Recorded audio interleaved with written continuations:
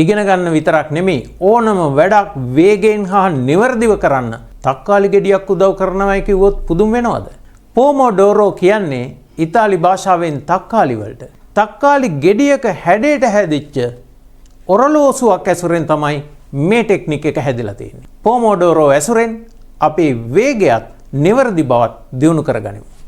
ඉතාලි ජාතික ව්‍යවසායක ෆ්‍රැන්සිස්කෝ සිරිල්ලෝ හඳුන්වා දුන්න පොමොඩෝරෝ ටෙක්නික් එක දැන් ලෝකෙ පුරාම ප්‍රචලිතයි.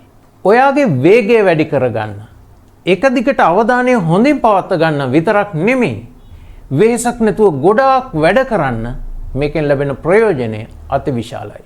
මිනිත්තු 25ක් වැඩේ කරන්න මිනිත්තු 5ක් විවේක ගන්න. වැඩක් කරනකොට මිනිත්තු 25ක ඉලක්කයක් තියාගන්න.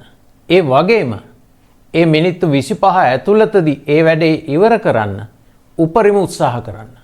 මිනිත්තු 25 අවසන් වුණ වහාම වැඩේ නවත්තන්න. නවත්තලා මිනිත්තු 5ක විවේකයක් ගන්න. ඒ මිනිත්තු 5ේදී ඒ වැඩේ සම්පූර්ණයෙන්ම අමතක වෙන්න එතනින් ඉවතට ගිහිල්ලා තේ එකක් බීලා වෙන එක සාකච්ඡා කරලා හිත නිදහස් කරගන්න. මිනිත්තු 5 විවේකයේ අවසන් වුණ වහාම ආපහු ඇවිල්ලා ඊළඟ මිනිත්තු 25 පටන් ගන්න. ඒක අවසානයේ තව මිනිත්තු 5ක විවේකයක් ගන්න.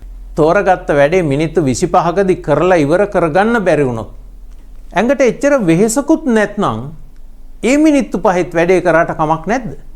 වැඩේ ඉවර වුණත් නැතත් මිනිත්තු 5 විවේකය හරියටම වෙලාවට ගන්න.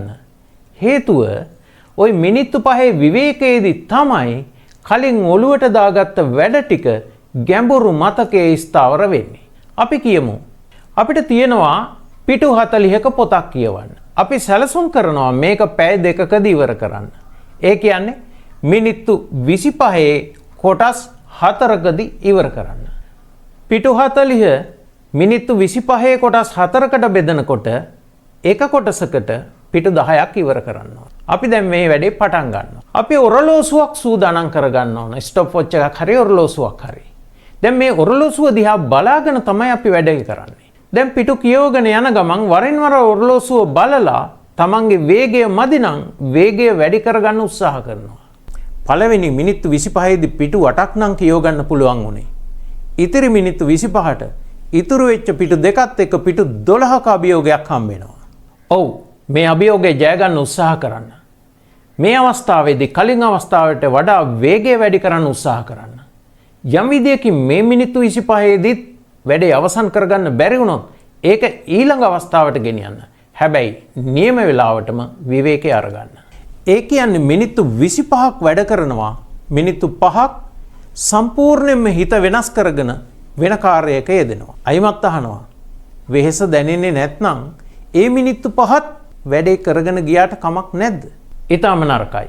මේ මිනිත්තු 5ේදී ඔයාගේ අවධානය වෙන පැත්තකට යවුවාම තමයි ඔයාගේ මතකය ගැඹුරු මතකයේ තැම්පත් වෙන්නේ. ඒ වගේම ඊළඟ මිනිත්තු 25 ප්‍රබෝධමත් වැඩ කරන්න අවශ්‍ය වෙන මානසික ශක්තිය ගොඩනැගෙන්නේ.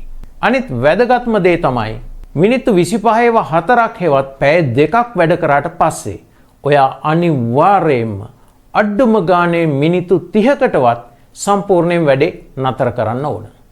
මේ විදියට සති කීපයක් වැඩ කරනකොට අනිත් අය 100ක් ඉදිරියට යනකොට ඔබ 200ක් ඉදිරියට යාවි. ඒ නිසා ස්මාර්ට් වෙන්න පොඩි කැපකිරීමක් කරන්න. අපේ ඊළඟ වීඩියෝ එක ඉගෙනීමට හිත සූදානම් කරගන්නේ කොහොමද කියන එක. ඒ වීඩියෝ එක පහසුවෙන් බලන්න mlearn trainer YouTube channel එක subscribe කරලා තියාගන්න.